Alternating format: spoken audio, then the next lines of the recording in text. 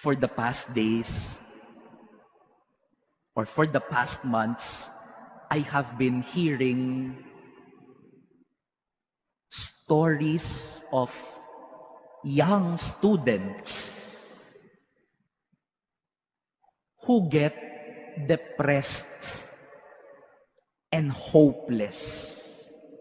And because of their mental depression, they take their own lives. Dumadami ho yan ngayon. Mga kabataan,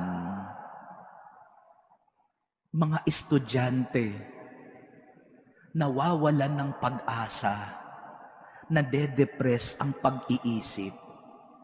At dahil sa kadiliman na ito, pati sarili na lang buhay ay kinukuha nila.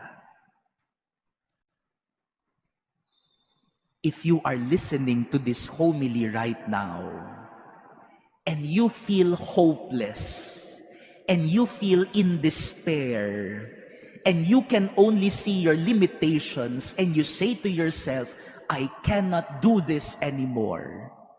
Remember the story of the man born blind. The world judged him.